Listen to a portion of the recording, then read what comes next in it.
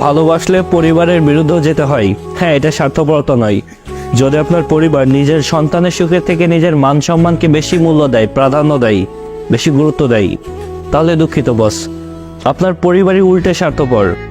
নিজের জন্য বাঁচতে শিখুন, তো অন্যকে খুশি করার জন্য নয়। আর ঠিক তা না হলে দেখবেন আজ থেকে 60 বছর পরে একা একটা অন্ধকার রুমে বসে বসে ভাববেন, নিজের জন্য আর বাঁচলাম কোথায়।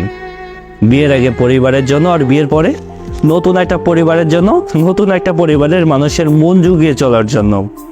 ভালোবাসলে না, লড়াই করতে জানতে হয়। আর এই লড়াই করার সাহসটা যদি আপনার মধ্যে না থাকে, দয়া করে কাউকে ভালোবাসবেন না। আচ্ছা, এখন আপনার মনে হয় যে আমার পরিবার আমাকে ছোট থেকে বড় করেছে, এখন তাদের বিরুদ্ধে গিয়ে যদি আমি সেই প্রিয় মানুষটাকে বেছে নেই, তাহলে কখনোই আমি সুখী হব না। যখন রিলেশনে গিয়েছিলেন তখন আপনার এই কথাগুলো মাথায় ছিল না কেন? এখন রিলেশনে চলে আসার পরে একটা মানুষকে স্বপ্ন দেখানোর পরে আপনি কখনোই তার মনটাকে ভেঙে দেওয়ার অধিকার রাখেন না। আপনি তাকে ভালোবাসার প্রতিশ্রুতি দিয়েছেন, কিন্তু শেষ পর্যায়ে এসে পরিবারের অজুহাত দেখিয়ে আপনার প্রিয় মানুষটাকে বাজেভাবে ছেড়ে দিলেন। এটি কি ভালোবাসা?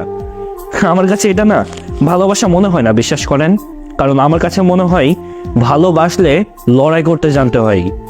সেই মানুষটাকে আমার পেতেই হবে, হাসিল করে নিতে হবে।